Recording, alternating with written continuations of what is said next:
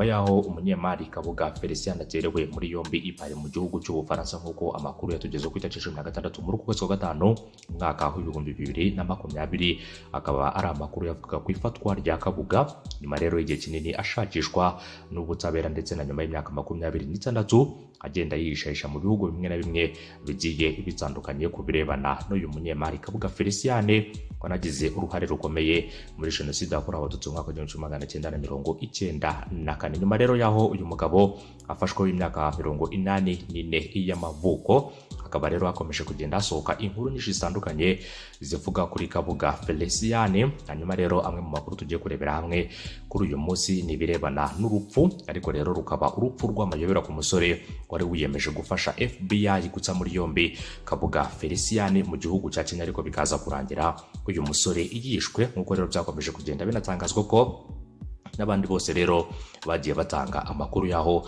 uyu mugabo yaba aherereye, ariko rero ntazi gufatwa. Hari benshi mu bagiye babigenderamo bakaza kwitaba Imana nk'uko tugiye kureba rero igicwa ry'uyu musore umunyakenya watanze amakuru akayaha FBI kubirebana naho Kabuga yari aherereye mu gihugu cya Kenya, ariko bikaza kurangira yitabye Imana. Hanyuma rero ngo itabwa muri yombi rya Kabuga Felicien ryatumye rero abantu bagaruka ku nkuru zimaze imyaka myinshi zivugwa cyane rero ku rugendo rwo kumushakisha, kugeza ubwo rero bamwe muri bo ndetse bamwe muri uwo mugambi bishwe rero mu buryo butarasobanuka kugeza na n'ubu mwaka wa 2003.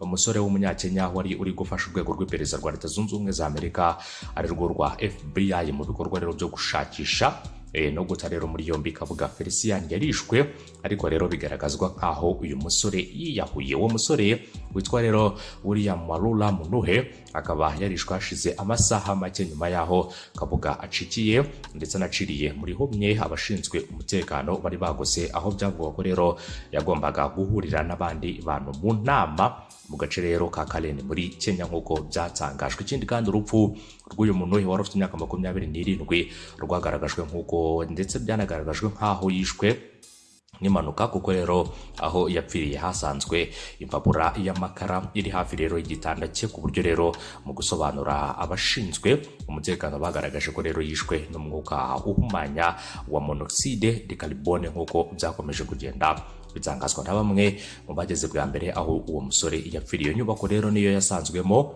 uwo musore yapfiriyemo nk'uko rero amakuru yaturutse muri Kenya yabitangaje. Gusa rero nyuma y'uko uyu musore yitabye Imana byaje kugaragara ko rero ibi byari umukino, kuko ngo yishwe arashwe mu mutwe isasu rikinjira mu gutwi. Hashize rero iminsi igera kuri 3 apfuye nibwo inzego zishinzwe umutekano muri Kenya zavuze ko rero zabonye umurambo w'uyu musore. Bivuga ko rero kugira ngo Kabuga Felicien amenyane n'uyu musore witwa Munuhe, hari umwe rero mu bayobozi ba Kenya wamumenyekanishijeho avuga ko rero amufasha mu bucuruzi, ariko ngo ntabwo uyu musore yarazi aho Kabuga aba. Munuhe rero ngo yaje kujya rero muri ambasade ya Leta Zunze Ubumwe za Amerika atanga amakuru ko ashobora kubafasha mu gukurikirana Kabuga, dore ko rero muri icyo gihe harashizweho rero igihembo cya miliyoni 5 z'amadolari ya Leta Zunze Ubumwe za Amerika ku muntu wese uzatanga amakuru yaho Kabuga yaba aherereye. Hari amakuru rero avuga ko uyu musore Munuhe yagiranye inama nyinshi n'abayobozi ba Amerika ku mugambi rero wo kugaragaza aho Kabuga yari yihishe. Uburyo rero bumwe bwonyine bwo kumugeraho ubware rero okumuhamagara akamubwira ko hari inama ijyanye na gahunda z'ubucuruzi iteganyijwe hanyuma rero kubera mu rugo rwe ko rero yaza kugitabira kubirebana n'uyu musore ndetse na Kabuga Felicien. Nyuma yaho rero ubuyobozi bwa Amerika bamenya ko uwo mugambi ushobora kubyara umusaruro ngo bwasabye wari umuyobozi w'urwego rw'iperereza muri polisi ya Kenya witwa Francis Sange mu gitondo cyo ku itariki 16 Mutarama 2003 ko rero yabaha abapolisi bo kubafasha muri icyo gikorwa cyo gufata Kabuga. Hanyuma rero abanyamerika ngo bahaye Sange amakuru make ku mugambi wabo, ndetse ngo ntibyigeze ntibanatangaza wabahaye amakuru nk'uko Amerika ajya bitangaje. Sange rero akaba yaragize ati bambwiye ko bazi ko hari ahantu Kabuga Felicien ari buze kujya mu nzu rero iri mu gace ka Kalen, kuko rero bashakaga ko abo ba ofisiye bacu bo kubafasha muri icyo gikorwa. FBI rero ikaba yarategereje umwanya munini hanze y'urwo rugo iri kumwe n'abandi bantu bashinzwe iperereza muri polisi ya Kenya bagera kuri 20, ariko rero ntibari babwiwe umuntu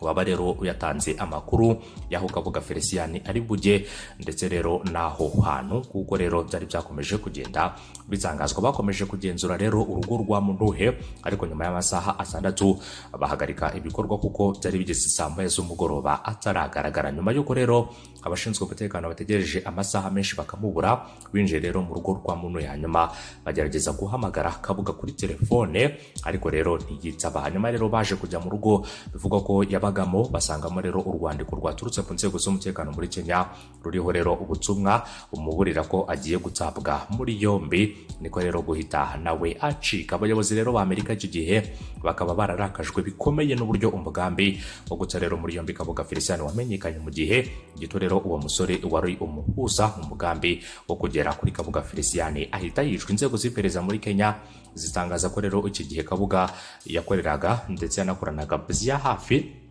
na bamwe rero mu bayobozi muri guverinoma, gusa rero ntihazwi impamvu yatumye bashwana na Muntuhe ku buryo rero byageze aho atanga Kabuga Felicien. Bivuga ko rero inzego z'umutekano muri Kenya zagize ubwoba ko Muntuhe ashobora gushyira amabanga yose hanze, akagaragaza uburyo abayobozi muri guverinoma bari bafite amakuru yose y'aho Kabuga yaba ahari. Sange rero akaba yamagana amakuru avuga ko uyu musore Muntuhe yaba yaragambaniwe n'abapolisi ndetse na bamwe mu bakozi bo muri guverinoma. Hanyuma ikindi kandi Abanyamerika ntabwo bigeze bamenya ko Muntuhe yishwe, hashize iminsi 2 bamushakisha kuri telefone baramubura. Byaje gusaba ko rero abashinzwe umutekano binjira mu rugo rwiwe, niko kumusanga mu buriri bwe yapfuye, isura ye ihambirijwe ikiringiti. Uruhande rwe rero hari imbabura ndetse rero n'amadirishya yose yarafunze. Icyaje kurakaza Abanyamerika nukuba rero polisi ya Kenya yarafashe urupfu rw'uyu musore nk'urupfu rubabaje. Ikintu rero ngo bo bavuga ko gishobora kuba cyari gihishe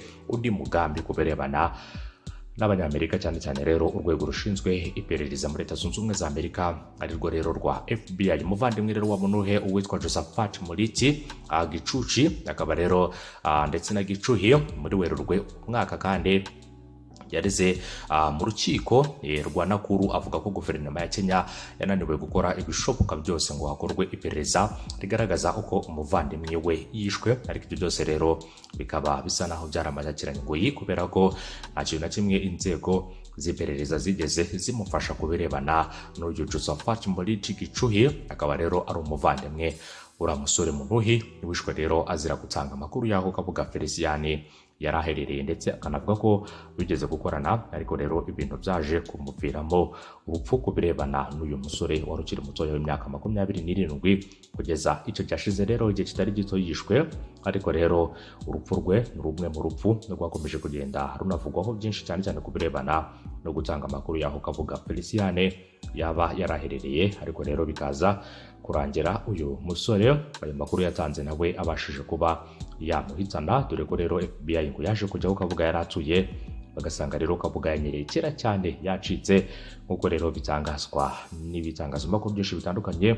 Bagerageje rero gukurikirana inkuru y'uyu musore waje rero gushaka gufasha FBI agatanga amakuru y'aho Kabuga Felicien yabaherereye, nyamara rero nawe bikaza kumuviramo urupfu. Reka rero twizere neza ko kuva Kabuga Felicien yafashwe hari byinshi bitandukanye bizakomeza rero kugenda bibazwa uyu umugabo. Ariko nanone Kabuga Felicien hari bamwe mu bakomeje kugenda batanga ibitekerezo by'uko bifuza ko uyu mugabo ashobora kuba yaburanishirizwa mu gihugu cy'u Rwanda. Ariko rero ibi ngibi ndetse rero n'abanyamategeko benshi bagiye batandukanye, ku mugoroba nibwo nahoze ndeba televiziyo y'igihugu bavuga rero ku birebana n'uburyo Kabuga Felicien ashobora kuba yagezwa mu Rwanda akaburanwa ndetse akanaburanishirizwa imbere y'ubutabera bw'u Rwanda, cyane cyane rero hamwe mu yagiye afasha mu byaha byinshi bigiye bitandukanye, birimo rero n'icyaha cyo gushaka ndetse no gufasha rero abagizi ba nabi muri jenoside yakorewe Abatutsi mu mwaka w'1994, dore ko nawe hari umwe mu batanze ubufasha butaziguye ku birebana na Kabuga Felicien mu bikorwa bya jenoside yakorewe Abatutsi mu mwaka w'1994. Abanyarwanda benshi ndetse n'imiryango nkayibuka yakomeje kugenda isaba ko Kabuga Felicien yazanwa rero kuburanishirizwa hano mu gihugu cy'u Rwanda, nubwo bigaragaza ko rero ndetse n'abanyamategeko bakomeye benshi bagaragaza ko ari ibintu bigoranye cyane, ariko wenda bishobora kuzashyira bikaba nk'uko rero bakomeza kugenda babitangaza. Kuva rero Kabuga Felicien yafatwa nta kintu kiratangazwa mu byo rero yaba yatangaje, nagera rero icyo atangaza ku birebana n'uyu mujenosideri.